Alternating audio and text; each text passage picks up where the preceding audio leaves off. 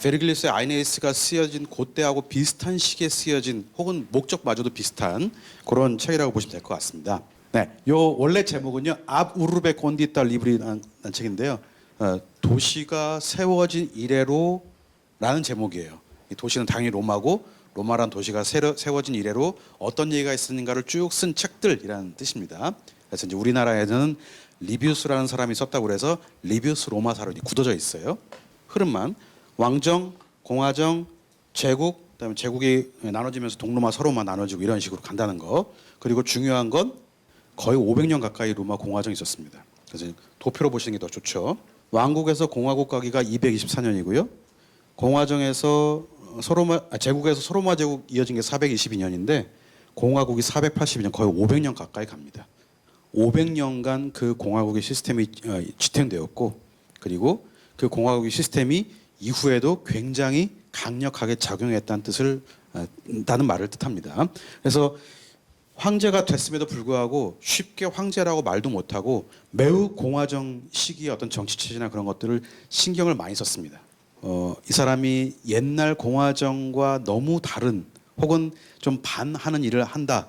그러면 바로 반란을 일으키거나 폭동을 일으키거나 암살을 한다거나. 그래서 오늘은 안 갖고 왔습니다만 로마 황제들의 재위 기간을 한번 쭉 살펴보시면 몇 개월짜리부터 진짜 왜냐하면 황제 되자마자 전쟁 나갔는데 죽었어. 뭐 이런 사람부터 로마 황제만큼 사실은 파리 목숨이 없었다는 거. 그래서 그 콜로세움 경기를 기억하실 거예요. 검투하다가 상대방이 쓰러지면 마지막 한 방을 행사하기 전에 황제를 딱 보죠. 그죠? 그럼 황제는 콜로세움을 가득 메고 있는 관중들이 우를 하는지 와를 하는지를 봐요. 그거를 보고 아 대처적으로 하면 되겠구나라고 했을 때 황제가 이걸 한 거지 마음대로 하는 게 아니에요. 굉장히 의미심장합니다. 그 콜로세움이라는 장소가 아 황제가 우리랑 같은 공간에 있구나. 그 다음에 황제가 우리 말을 들어주는구나. 라는 것을 굉장히 가시적으로 과시적으로 보일 수 있는 장소였기 때문에 로마 정치의 거의 단면을 보고 있는 거라고 해도 과언이 아닙니다. 어쨌든 그런 전통이 다 로마 공화정 시기에 만들어졌다는 것. 로마라는 도시를 세우기 전에 아이네아스가 라비니움이라는 곳에 먼저 도착을 합니다. 아까 이제 카르타고에서 디도를 떠나서 드디어 이탈리아 반도에 있는 라비니움에 도착을 하거든요.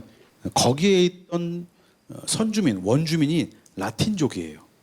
로마인들이 쓰던 말을 라틴어라고 말을 합니다. 여기서 나온 말이에요. 그래서 이제 선주민인 라티누스족, 라틴족과 약간 기록이 갈려요. 하나는 싸우기 전에 평화조약을 맺었다. 다른 하나는 싸워가지고 이제 거의 압도했기 때문에 평화조약을 맺었다. 이런 여러 가지가 이야기 있습니다. 중요한 건 이 평화조약에 있는 게 아니라 평화조약의 어떤 내용을 보자면 라티누스족의 족장이 자기 딸을 아이네스한테 내줍니다. 그리고 유대 관계를 더욱 강화시켰다라고 합니다. 그 딸 이름이 라비니아고요. 그래서 아이네아스가 처음 세운 도시 이름이 그 딸의 이름을 따서 라비니움이라고 지었습니다. 라비니아의 캐릭터가 되게 세요. 강인한 성품. 그다음에 이제 자기가 낳은 아들이 아니죠. 원래 이제 아이네아스가 데리고 온 아들 아스카니우스가 성령이 되어서 아버지와 할아버지 후계자로 친정을 하실 때까지 섭정까지 했던 굉장히 강력한 인물이어가지고 지금은 아이네아스를 중심으로 로마 초기의 이야기를 쓰는 것도 있지만 라비니아를 중심으로 쓰는 이야기도 있습니다. 주로 이제 페미니즘 계열에서. 그래서 르균인가요? K 르균이라고 하는 그 판타지를 주로 썼던 작가라고 알려져 있는데 사실은 굉장히 그 여성주의의 중요한 작가거든요. 그 작가가 라비니아라고 하는 책을 써서 한국에 또 번역이 되어 있습니다. 혹시 다른 다른 스토리의 로마 건국 신화를 읽고 싶다면 그 케일 르퀸의 라비니아를 읽으셔도 좋을 것 같습니다. 리도 디 에네아, 에네아는 이탈리아로 아에네아스고요. 리도는 해변이라는 뜻입니다. 여기가 이제 아에네아스 해변이라는 뜻이고 다른 이름으로 라비니오라고 이탈리아에서 불러요. 처음에 아에네아스가 카르타고에서 배 타고 당도한 땅이 여기고 여기에 라비니아를 세웠다. 라고 이제 이탈리아 사람들 주장을 하는데 정확치는 않아요. 여기가 로마예요. 여기 로마에서 나오는 떼베레강이거든요. 떼베레강. 로마 아래쪽에 여기 이제 라비니아를 세웠다라고 전해지고요. 이제 아스카니우스는 어머니한테 통치를 맡기고 새로운 도시를 찾아 떠납니다. 알바 롱가라고 하는 이 지역으로 가는데요. 롱가는 영어로 롱이에요. 그래서 긴 알바라는 뜻입니다. 라비니움이 건설된 지 30년 후에 이제 세워졌다고 해서 그 알발롱가라는 곳에서 아스카니우스 등등등등 왕이 쭉 이어지고요. 그다음에 여기 이제 우리가 로마 신화에서 중요한 건 여기서부터입니다. 누미토르와 아물리우스 요 형제인데 요 형제 간에 왕위 계승 다툼을 하면서 이야기가 시작되죠. 여기가 알발롱가라고 추정되는 알바노 호수예요. 간돌포 성에 있는 굉장히 아름다운 곳이고 이 근처에 성을 세우면 아주 그냥 난공불락의 성이 되었었겠죠. 예. 요 안에 아마 새로운 도시를 건설했을 것 같아요. 뒤에서 외적이 와도 쉽게 침범할 수 없고 앞에는 천연 해자, 그죠? 물웅덩이였기 때문에 적이 와도 공격하기 쉽지 않은 새로운 신도시를 이제 건설했습니다. 아까 말씀드린 것처럼 형 누미토르와 동생 아물리우스. 근데 항상 사고는 누가 치죠? 예, 동생 혹은 막내가 치죠. 그래서 아물리우스가 형을 몰아냅니다. 그리고 형의 두 아들은 죽여버려요. 형의 딸이 있었는데 그게 그 유명한 레아 실비아입니다. 당시 베스타 신전이 있는데 거기 여사제로 이제 보내버립니다. 베스타 신전의 여사제는 평생 이제 나이가 들어서 여사제로서의 기능이 상실될 때쯤 이제 자유의 몸이 되는데 젊어서는 아무것도 할 수 없어요. 그다음에 순결을 무조건 지켜야 되고요. 그래서 그런 의미에서 후사의 싹을 잘라버리기 위해서 레아 실비아를 베스타 신전의 여사제로 만들었는데 아니 실비아가 갑자기 쌍둥이를 뱉네. 이제 너 누구의 아이냐 물어봤더니 마르스의 아들이라고 해서 뭐 하여튼 그 아이를 이제 갖다 버리고 왜 강에다가 바구니 띄워서 버리는 거 있잖아요. 근데 이제 그 신화가 되려면 그 이제 바구니가 잘 떠가서 어디에 딱 정착을 하겠죠. 역시 로마 그 아래쪽 잘 바구니가 멈춰져 가지고 썰물에 의해서 물에 젖지 않은 마른 땅으로 밀려갔다고 한다. 야, 이야기가 되려면. 근데 마침 언덕에 그죠? 암늑대가 목을 치르고 왔다가 아이들이 오는 소리를 듣고서 바구니 눈까지 왔다. 암늑대가 아이가 우니까 자기 젖을 물려가지고 그죠? 왕의 목축업자인 이제 파우스툴루스라는 사람이 혓바닥으로 아이를 막 핥고 이렇게 달래고 있는 암늑대를 봐가지고 아이를 이제 데려서 집에 이제 데려갔다고 합니다. 당시에 이제 통용되는 민간의 말을 듣자면 저 암늑대라는 말은 당시에 이제 매춘부였다고 이제 하는 의견이 있어요. 그래서 아마 매춘부가 걷어서 아이를 잘 달래고 있었는데 파우스툴루스라는 사람이 야, 너 혼자 어떻게 키울래? 내가 데려갈게 해서 데려가서 자기 집에서 이제 키웠던 이야기로 이제 리얼 버전은 아마 그런 쪽이 아닐까 싶습니다. 이것이 쌍둥이가 탄생하여 이제 성장한 배경인데요. 바티칸 시티죠, 그죠? 성 베드로 성당, 그다음에 떼베레 강이고요.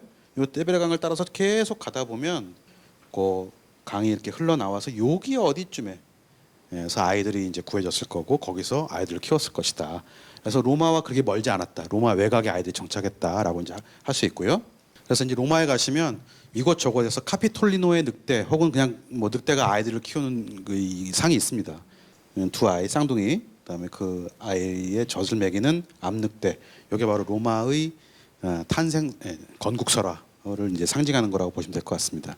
근데 보시면 늑대는 좀 뾰족하고 각져 있고 뻣뻣하죠. 아이들은 통통하고 막 복스럽고 자연스럽고 그죠?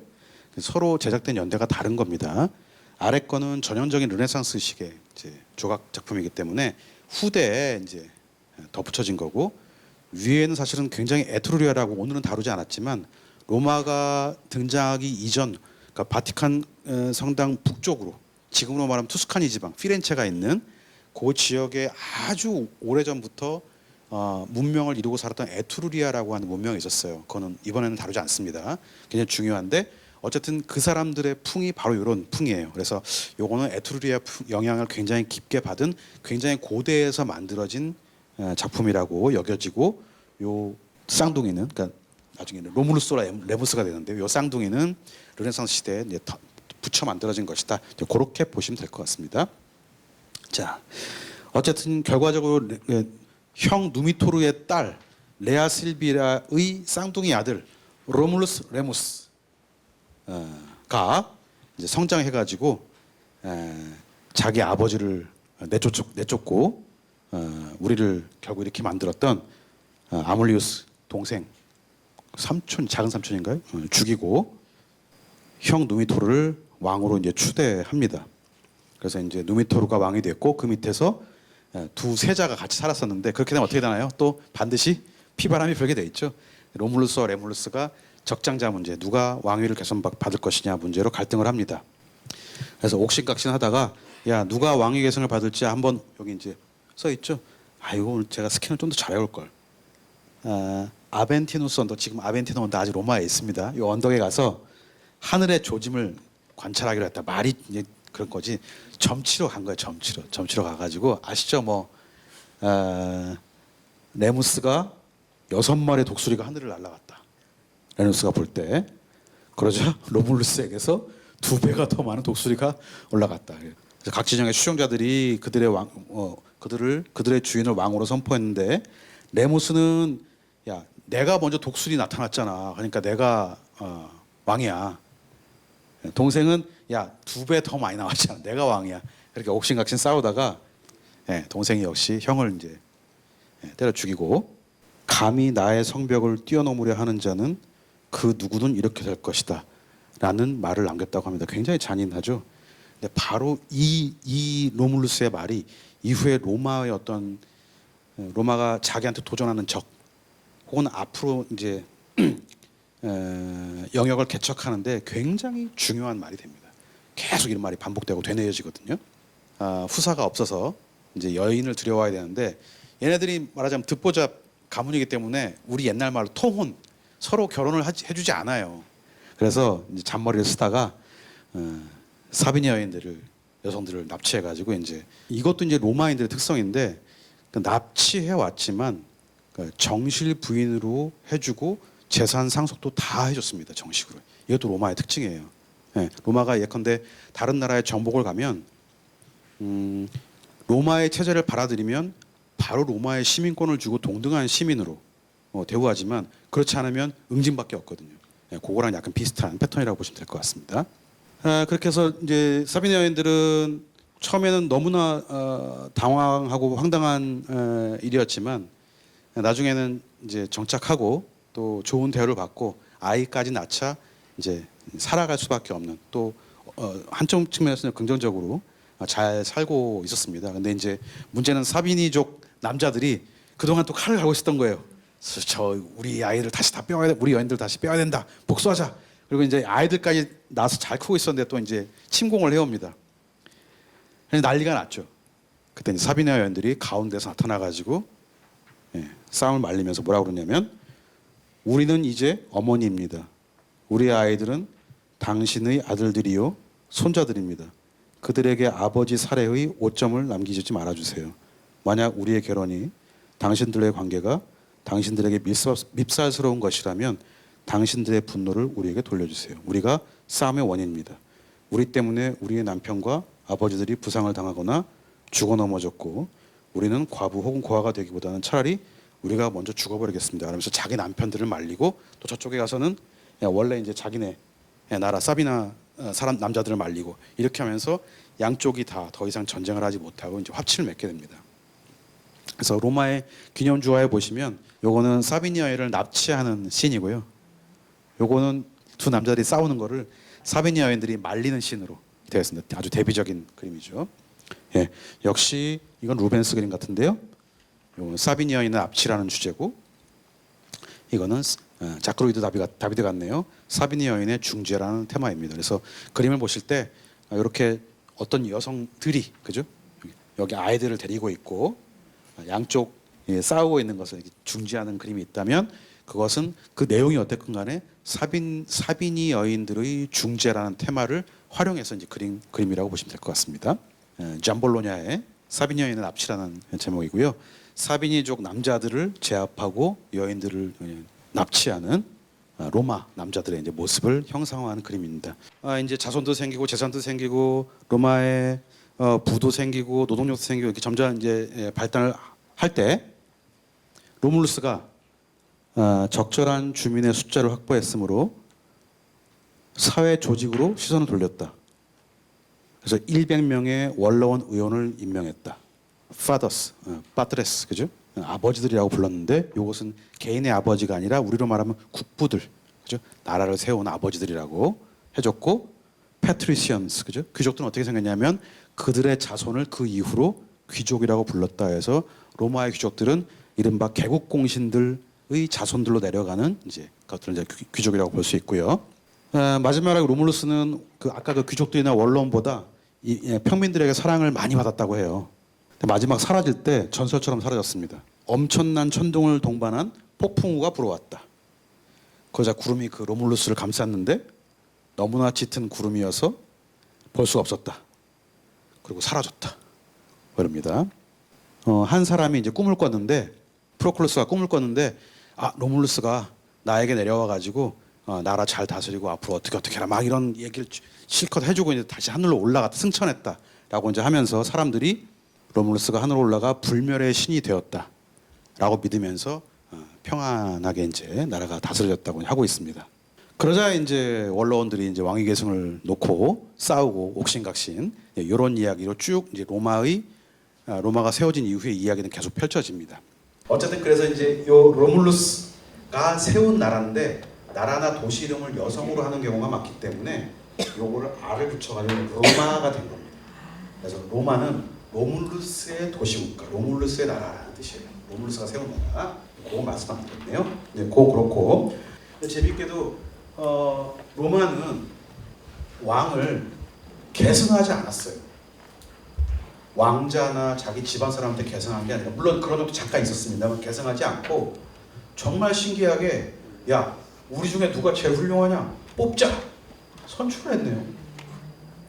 더 황당한 건 뭐냐면 우리 민족에 지금 똘똘한 놈이 없으니까 저 위에 다른 민족 사람들 훌륭한 사람 영입해서 왕 세우자 이런 정도까지 실용주의를 펼쳤던 사람들이에요.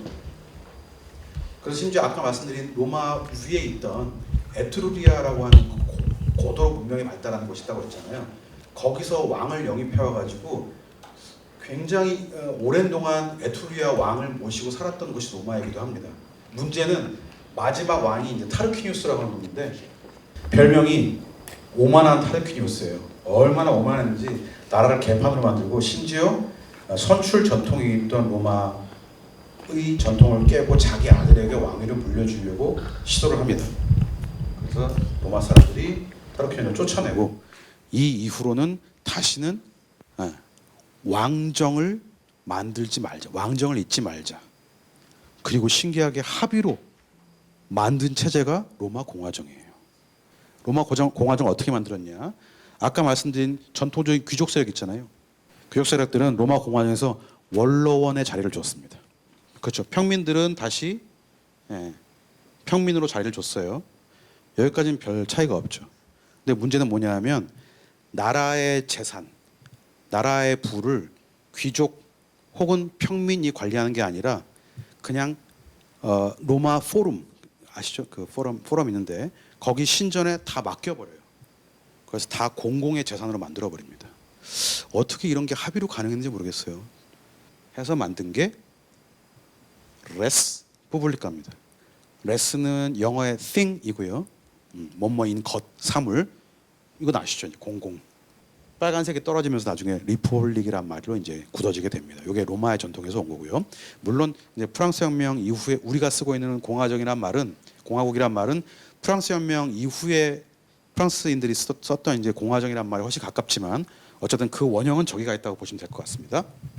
그래서 로마에 가시면은 매nu얼 뚜껑에도 막 이런 게 붙어 있어요. 막 위에도 붙어 있고 아래 붙어 있고 바닥 모자이크에도 써 있고 SPQR이라고 세나토르 포플루스 que 로마노스. 아까 제가 말씀드렸는데 요 꾀를 붙이면 둘 사이가 아주 가까운 거예요. 세나토르 et 포플루스 이렇게 하지 않고 세나토르 포플루스 꾀 이렇게 붙여버리는 겁니다. 로만 세나토 et people. 로마의 원로원과 평민. 여러분들이 이제 로마가 세워졌을 때 공화정 당시에 우리가 보통 말하는 공화정 당시에 정치 체제 이름이 공화정이라고 생각하시는데 그렇지 않습니다. 로마 공화정의 원래 정식 자기네들이 우리의 정치 체제를 뭘로 불렀냐? 요거였어요. SPQR였어요. 로마는 원로원과 평민의 것이었다. 그것을 재산적으로 혹은 물질적으로 혹은 한 단어로 표현할 때 레스푸블리카라는 말을 이제 사용했던 거죠. 예, 교양적으로 알아두실 단어가요. 박스는 영어로 피스고요. 로마나는 이제 로마의입니다. 로마식 평화, 로마의 평화. 그죠? 그래서 아까 말씀드린 것처럼 로마의 시스템을 받아들이고 그러면 로마 시민권을 주면서 바로 동등한 그 대우를 해주고 그렇지 않으면 끝없는 전쟁. 예, 그게 바로 이제 로마식 평화입니다. 미국식 평화로 지금 바뀌어서 이제 운영되고 있죠. 그래서 이건 제가 무슨 특별히 미국을 비난하기 위해서 한 말이 아니고 미국을 연구하는 사람들은 로마사를 반드시 연 겁니다. 왜냐하면 미국이 펼치고 있는 제국적 어떤 정책이 로마와 매우 흡사하기 때문에. 그래서 오늘날 미국식 평화 말이 로마식 평화로부터 왔다. 거기서 따서 미국식 평화라는 말을 사용하시겠다. 이것도 이제 교양으로 알아두시면 앞으로 이제 공부하고 진도 나가는데 큰 도움이 되실 것 같습니다. 한 가지만 덧붙이면요, 그 로마 공화정, 아까 이제 SPQR이 그 왜 현대의 공화정에 큰 영향을 줬냐면 호민관이라는 제도를 따로 만들고요, 그다음에 집정관이라는 직책을 따로 만들고 지금으로 말하면 삼권 분립과 선출에 의한 권력 이런 것들을 다 로마정이 만들었습니다. 삼권 분립 정확히 지금 삼권 분립에 일치하지는 않지만 평민이 법을 올리면 원로원이 승인해주지 않으면 법이 통과가 안 된다거나 정무관은 지금으로 보면 행정관들인데 이 행정관들이 계속 행정적인 업무들을 감시한다거나 이렇게 서로 권력을 견제하고 서로 물려 있는 이런 방식, 이게 삼권 분립의 핵심인데 그런 삼권 분립의 핵심도 바로 로마 공화정에서부터 나왔다. 그래서 프랑스 혁명 때 몽테스키에라는 사람이 우리의 이제 삼권 분립의 아버지라고 보통 말하잖아요. 그래서 몽테스키에의 그 삼권 분립에 관련된 책을 보면 다 무슨 내용이냐면 로마 공화정에 관한 내용입니다. 예, 거기서 자기네들의 삼권 분립의 원형을 다 빼옵니다. 우리가 지금 살고 있는 이 민주공화정이라는 체제는 그냥 우리가 고안한 것도 아니고 그렇다고 서구의 것을 그대로 가져온 것은 아니지만 그 원형은 분명히 민주주의는 아테네, 그다음에 공화정은 로마에 있었다. 그래서 지금이야말로 그리스와 로마, 민주주의와 공화주의 이 두 개의 원형이 어땠는가 살펴보고 다시 한번 우리의 어떤 현실을 좀 비춰보고 그래서 지금보다 더 나은 방향으로 삼권 분립이 더 어떻게 확보될 수 있을지, 권력이 어떻게 서로를 견제할 수 있을지 이런 걸 좀 되비춰보는 기회가 됐으면 하는 바람에서 오늘 마지막에 로마 공화정의 정치 이야기도 조금 곁들였습니다. 혹시 불편하셨더라도 양해해 주시고요. 제가 오늘 준비했던 말씀은 다 드렸고요.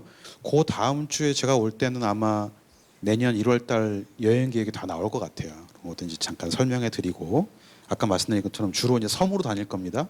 나폴리 근처에서 폼페이 잠깐 돌았다가 시칠리아로 건너가서 몰타까지 이제 갔다 오는 거. 그래서 나폴리에서 바로 비행기 타고 인천으로 들어오는 그런 코스로 이제 잡고 있고요. 그런 것들도 이제 관심 가져주시면 좋겠고요. 우리 수업은 오늘 이제 로마에서 이렇게 해변 따라 내려와서요. 새로운 철학들이 탄생하는 이야기들을 좀 살펴볼 겁니다. 뭐 이제 원고에 보시면 나눠드린 원고에 보시면 뭐 에피쿠로스 얘기도 있고 스토아 얘기도 있는데 하나도 어려운 거 없습니다. 다 그냥 사람 사는 얘기인데 용어를 이렇게 어렵게 만들어가지고 그 용어 좀 편하게 설명해드리면서 동네 그림도 좀 보고 할 거고요. 그 다음번에는 그 지중해권의 다양한 섬들에 또 어떤 생각이, 어떤 예술이, 어떤 문명이 꽃피웠는가. 약간 대륙하고는 달라요. 선사 시대에 있었던 뭐 여신 문명들, 목권 사회들 이런 흔적도 굉장히 많고요. 또 그렇지 않은 것도 있지만 굉장히 다양한 이야기들이 있으니까 요 남은 2번 추석 건너뛰고 남은 2번 계속 같이 가시면 뭐 여행 못 가시더라도 여행 한번 다녀오신 것만큼 혹은 여행 다녀오신 보다 더 말발을 세울 수 있는 이것도 아닌데 어쨌든 그런 어떤 기회가 되지 않을까 싶습니다. 혹시 질문 있으시거나 뭐 제가 사실은 드린 말씀이 틀리거나 많거든요. 그거 좀 첨언하실 거나 수정하실 거 있으면 얼마든지 말씀해 주시면 저도 제 연구에 이제 도움이 될 것 같습니다. 혹시 날카로운 지적이신데요. 제가 이제 확언을 드릴 수 없는데 그런 사례들이 굉장히 많아요. 일단 예컨대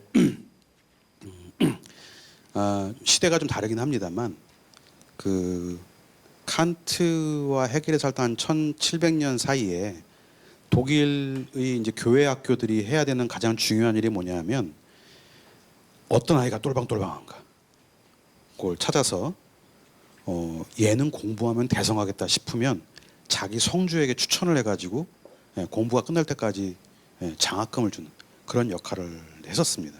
그 신분은 매우 비천함에도 불구하고, 근데 칸트는 아니지만 그 피시테라고 칸트 바로 뒤에 온 철학자가 하나 있었어요. 근데 그 거위치기였습니다. 아이는 주일학교에서 그 성주가 왜 이제 그 시절에는 교회 일요일에 그냥 주일이라고 하나요? 주일에 교회를 안 가면 꼭 지옥 갈 것 같으니까 자기 목사님의 말씀을 들어야 이게 자기가 이제 천국을 가는데 기회를 놓쳤네. 그래서 이제 자기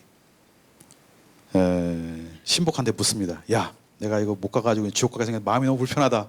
혹시 방법이 있겠냐 그랬더니 이제 그 사람이 제가 듣자온데 그 교회에 거위치기 피히테라는 아이가 있는데 목사님의 말씀을 처음부터 끝까지 토시 하나 안 틀리고 다 외워서 다 반복하는 아이가 있습니다. 추천을 하고 실제로 이제 데려왔더니 아이고 뭐 꼬마가 그냥 목사님처럼 설교를 해가지고 야 얘는 되는 애다 싶어가지고 이제 결국 나중에 독일에서 가장 위대한 철학자의 반열까지 올라갔거든요. 근데 서양이 여러 가지 단점이 있고 하지만 그런 부분에서 인재를 신분 차이가 분명히 있음에도 불구하고 인재를 이렇게 키워주고 대가 없이 보상 없이 밀어주는 그런 제도는 굉장히 저는 오래된 전통이라고 보고 있고요. 노예 중에도 철학자가 있습니다. 그리스에서는 상상할 수 없는 일이죠. 에픽테토스라고 스토아 철학자 중에 이제 노예 출신의 철학자가 있는데 신분이 노예여서 평생 노예 노동을 했지만 귀족들이나 자유인들하고 철학적 대화를 하고 그렇게 살았던 또 흔적도 있거든요. 그래서 우리가 생각하는 것처럼 그 노예의 이 그레이드도 상당히 복잡합니다만 비록 사고 파는 노예였음에도 불구하고 사회적인 위치가 지금은 우리가 생각하고 있는 노비하고는 좀 달랐을 것이다. 그리고 그거는 그리스로 가면 더 확연하게 이제 달랐다고 보세요. 아마 이건 선생님께서 말씀해 주셨나요? 그 교육 전담, 보습 전담 노예 말씀 안 해주셨나요? 말하자면 그러니까 로마가 놀라울 정도로 실용적인 나라예요. 얽매이지 않습니다. 그러니까 또 다른 예를 들면 고대 고고학에서는 전쟁을 하잖아요. 그럼 이제 서로 방패 모양하고 칼 모양이 있을 거 아닙니까? 그 부족끼리나 민족끼리는 절대 모양이 섞이지 않아요. 자기 고유의 모양이 있고 그게 인식표입니다. 그래서 누가 어떤 방패를 들고 죽었다 그러면 쟤는 우리 편이 아닌 금방 구분을 하거든요. 근데 로마인들은 싸워보고 쟤네 방패가 우리가 더 좋은데? 그럼 그대로 만들어 써요 그냥. 그런 거에 어떤 거리낌도 없으니까 그 무시무시한 실용주의가 로마를 대제국으로 만들었다는 얘기도 있을 정도로. 그래서 아마 그런 실용적인 정신이 신분 고하를 막론하고 아주 지금처럼 평등한 사회는 아니었겠지만 그럼에도 불구하고 아마 교육 문제라든가 인재 등용에서는 상당히 좀 유두리가 있었던 사회가 아닌가라고 추측을 합니다만 제가 공부해서 다음 주에 조금 더 구체적으로 말씀드릴게요. 다른 하나는 고대 그리스인데 지금 방금 말씀하신 것처럼 고대 그리스의 노예는 지금으로 말하면 우리는 전문 직종인 거예요. 전문 직종. 그래서 심지어 어떤 노예가 있었냐면 그 아이가 이제 학교를 가잖아요. 그럼 이제 학교에 손을 잡고 같이 가가지고 가는 길에 코드 닦아주고 오늘 수업 뭐뭐 있어 빨리 얘기해봐. 체크하고 그러면 중간 중간에 뭐 오늘 아마 이거 나올 거야 미리 공부 잘해. 그리고 이제 학교 갔다가 오면 또 데리고 와가지고 오늘 뭐 배웠어. 그래? 혼났어? 왜? 한 다음에 집에 와서 보습까지. 야 빨리 사인 코사인 그다음에 뭐 미분적분 해봐. 그러니까 이 사람은 이미 학교 수업을 다 통달하고 있는 사람이거든요. 근데 신분이 노예예요. 그 신분을 특정 직종의 특수 직종의 노예를 파이다 고고스라고 불렀거든요. 여기서 영어의 어원 페다고직이 나옵니다. 교육학, 페다고직. 그래서 요거는 이제 파이도스는 아이고요. 고고스는 같이 걷는 사람이거든요. 그래서 아이를 데리고 걷는 사람이라는 뜻이에요. 그래서 아이의 양육과 교육까지 다 전담하는 지금으로 말하면 입주 과외 선생님이 바로 파이다고거스인데 이 신분이 노예였다는 거예요. 그래서 로마는 또 전쟁을 통해서 노예를 굉장히 많이 끌어들이고 또 로마 시장도 노예 시장도 발달돼 가지고 그나마 좀 노예에 대한 생각이 지금 우리가 생각하는 건 가까운데 고대 그리스의 노예는 지금 우리 생각과 전혀 다릅니다. 제가 알기로는 그래요. 물론 거기도 또 이제 뭐 전쟁으로 얻어서 막 안 좋은 그런 노예도 있겠습니다만 상당히 많은 전문 직종들이 우리가 알고 있는 전문 직종들을 옛날에 노예들이 담당했다. 왜냐? 자유시민들은 철학하고 정치하고 신화를 미학, 도덕 이런 걸 얘기해야 되기 때문에 말하자면 노동하지 않고 그런 정신적인 영역에서 활동해야 되기 때문에 그런 모든 육체적인 노동과 잡스러운 노동들은 다 노예에게 맡겼던 겁니다. 그게 이제 그리스의 경제 구조이자 뭐 하부 구조이자 상부 구조이자 그죠? 그렇게 이제 보시면 될 것 같습니다. 어쩌다 이제 그리스 노예까지 갔는데 고대의 노예제를 이해하는 것은 매우 중요합니다. 경제 구조를 이해하는 데도 중요하지만 사실은 현대 평등해졌다고 하는 현대에 뭐 노동자와 뭐 사용자 우리의 구조보다 더 안 좋았을까? 좋았을까? 이런 상상력을 굉장히 많이 자극하는 영역들이거든요. 그래서 만약에 또 기회가 된다면 그 고대의 노예제가 관련된 것들 이야기도 제가 오늘 그 질문 주셨던 것들 다시 좀 정리해가지고 다음 시간에 또 좀 더 구체적인 말씀 가지고 오도록 하겠습니다. 다음 주에는 고대 그리스 본토가 아니라 아까 말한 그 신도시에서 탄생한 철학들, 이야기들, 또 예술들 그런 거 같이 살펴보는 시간 갖도록 하겠습니다. 추석 건강하게 잘 보내시고요. 그 다음 주에 또 찾아뵙도록 하겠습니다. 감사합니다.